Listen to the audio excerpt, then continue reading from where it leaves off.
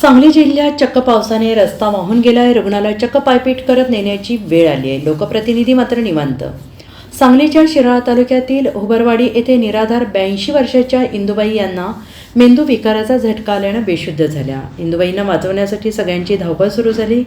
अवकाळीचं सतत पडणाऱ्या पावसाने चक्क रस्ता वाहून गेल्याने रुग्णाला चक्क पायपीट करत नेण्याची वेळ ग्रामस्थांच्या पुढे आली आणि त्यामुळे ग्रामस्थांना तब्बल अर्धा किलोमीटर पायपीट करत रुग्णाला रुग्णवाहिकेपर्यंत पायपीट करावी लागली.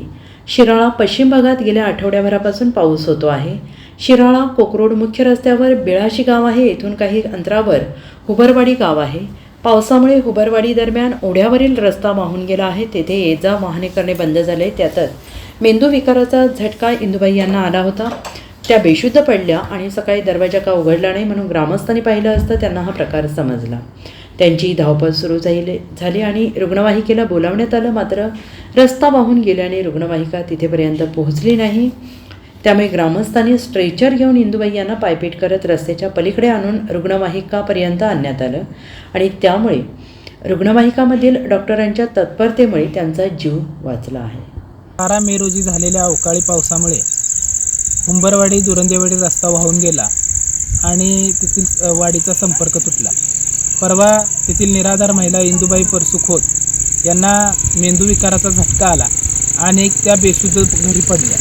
त्यांना तात्काळ उपचाराची गरज होती, परंतु रस्त्याचा संपर्क तुटल्याने ॲम्ब्युलन्स दुरंदेवाडीमध्येच आली आणि त्यांना जिवंतपणे अर्धा किलोमीटर चौघांच्या खांद्यावरून उपचारासाठी ॲम्ब्युलन्सपर्यंत नेण्यात आलं आणि त्यांना इस्लामपूर येथील खाजगी रुग्णालयामध्ये आम्ही दाखल केलं. खरं तर बरेच वर्षांपूर्वीची ही मागणी आहे की त्या हुंबरवाडीचा रस्ता झाला पाहिजे. त्या रस्त्यावर मोठ्या पुलाची गरज आहे आणि शासनाकडे आमची वारंवार ही मागणी राहिलेली आहे की ते पुलाचं काम झाल्याशिवाय तेथील रस्ता वारंवार तुटणार नाही किंवा त्या वाडीचा संपर्क इकडच्या वाडीशी राहणार नाही.